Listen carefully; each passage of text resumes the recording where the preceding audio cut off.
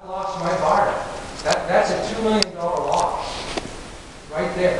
And that's because, and I don't really fault the city to a large degree for this, because I think the city trusted Red Legends. I understand that. They have a history. But that right-of-way should have been demanded by the city. And there should have been no discussion of extension until that right-of-way. Can I have you clarify? Are you talking about the water utilities? I'm talking about the right-of-way. Not the connectivity piece? Not the connectivity. Okay, I just wanted to that should have been granted. There is no necessity on the part of the city to tie those two together. The city has full right to demand that from Red Legends. Maybe demand isn't the right word, but Red Legends is obligated to give that. We would have had no problem whatsoever with potential extension based on that. But here we are now. By the way, this has taken a year of our time. We still don't really have a project that we can run. We're still here fighting over this issue. And it's by and large because a couple of things happened. The city told us it was our responsibility to get that right away. We don't have standing. We're not part of the interlocal agreement, yet we were supposed to go to Red Legends and get that right away for the water right. How are we going to do that? Of course, we got rebuffed. It didn't happen. This thing dragged on and on. No right away. Can't sell the project. What's our alternative? Our alternative is a temporary connection to the existing water line for phase 1. That's it. That was granted about 3 months ago. Here we are, still 3 months later, we're talking about the water line. I can't sell the project. Why? Red Legends didn't grant the water line. The city didn't demand the water line. To whose judgment was that? That's Stonecreek. We're caught between you guys on this interlocal agreement. What's my recourse? My recourse is to ask for a sense of fair play. Use common sense. If I can't get that, the only other recourse I have is legal. I have no other choices. What can I do? It seems to me that the fair play approach to this is fine. Red Legends, you want an extension, we'll grant you an extension. However, it's going to come at some level of a cost. They've been given 9 years, no cost associated with it. By them getting an extension, from which I understand this road is going to cost $3.5 million to build. They can take this $3.5 million for the next X number of years and put it into their project and make money. And I don't want to hear that they don't have any money. That's been said. We don't have any money. We're poor. We're nearly bankrupt. We've come out of a tough recession. That's affected everybody. That affected us. That affected the city. That affected the whole world. It's not just Red Legends. Here's a fact. Okay, I receive emails. I'm on their email list. I receive emails from Red Legends every year at the beginning of the year, and it talks about record-breaking year. Red Legends sold 122 properties this last year. I just got one in January. That doesn't sound like a developer going under. As a matter of fact, in addition to that, one of the owners of Red Legends, and I won't name his name, but you can go ahead and Google. I've got the articles right here. 2014 received a bonus from the company that he runs for $124 million. In 2011, $54 million. Combined, $180 million. You know how much that is? That represents approximately the total per capita income of every individual in Heber City. I don't want to hear they don't have one. It's just not true. That's right. Okay?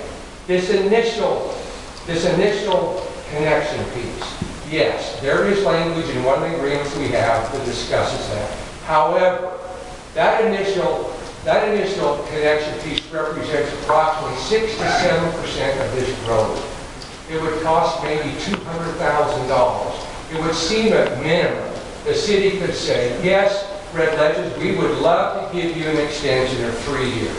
Okay? But in return for that, you must build 6% of the road. Okay, so it does benefit Stonecreek. So what? Is that so bad to benefit Stonecreek? Here's how it benefits Stonecreek. We provide an additional access point to the residents of Stonecreek, which is going to allow for construction for people that are coming to look to buy homes, for new residents, and that's going to take pressure off the subdivisions to the west, which is Kemp Meadows and Sage Acres. Otherwise, there's going to be a lot of traffic pressure in those areas, and it's going to create safety issues. All we're asking is something really simple. Build 6% of the road. That does restore some level of ability for Stonecreek to now market its project and recover from damages that have been lost because of delays in acquiring this right-of-way so we could build the water line. Keep in mind, you approved our subdivision and then didn't give us the easement to build the water line. That's been going on for months now. And we asked you to remedy that.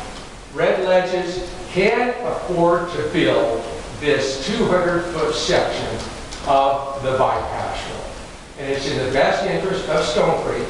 It's in the best interest of the citizens of Stonecreek, Sage Acres, Kemp Meadows, the city, the community. It can be done, and you can ask them, you can require it. You do not have to ask them for permission.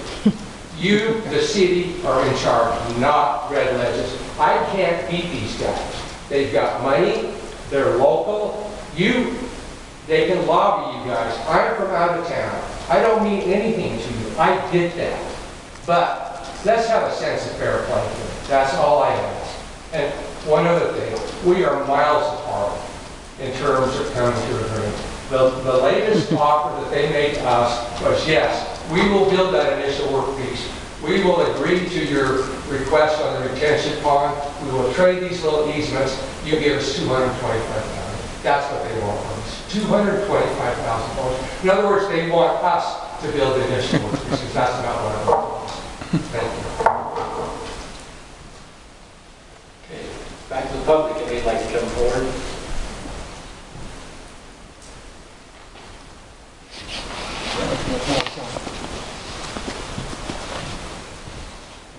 I think he expressed the same feeling that I have, and a number of other people that I know live in the area.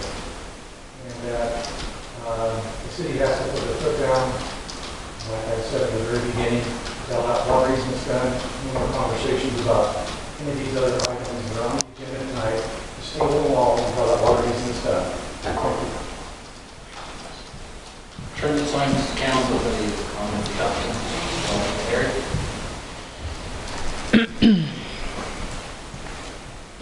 Council, Mayor, Eric Stratton, Heber City. I live up in the Kemp Meadows area that would certainly is being impacted by any and all of the decisions that are being made here. This is 9 years now in the running. 9 years ago, Todd Cates and Rick McCleskey were actually in my home, trying to not negotiating with me, but talking about the location of this bypass. They had wanted to have it, and it wasn't even considered a bypass at the time, but a road that was further west, right? So closer to the subdivision itself. And we had, amicable discussion there. Ultimately, the council decided no, it's in the city's best interest to push this further out. As the plans came forward for the placement of the road, the plat and the approvals for the subdivision, I don't recall what was all in the legalese and all of the contracts that are here right now. But I will tell you, the intent was for a bypass road, pure and simple, to be able to move cars from Center Street back to Mill Road and then down to 40. You can't move cars if you're at right angles, right? I mean, I don't even want to get into that. The point is that the road needs to be built in a manner that allows that flow of traffic to occur.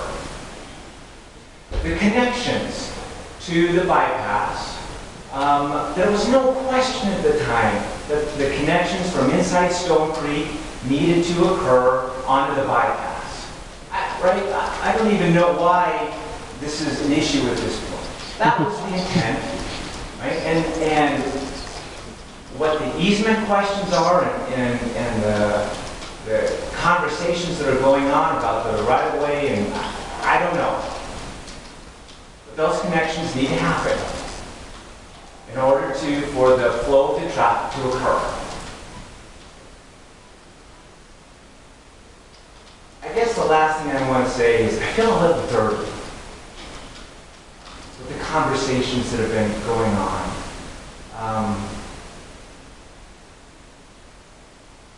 Oh, we'll do this if you do this.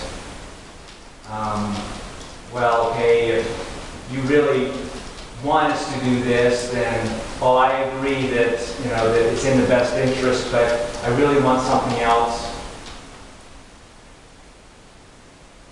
I'm asking you to think, what's the right thing to do here?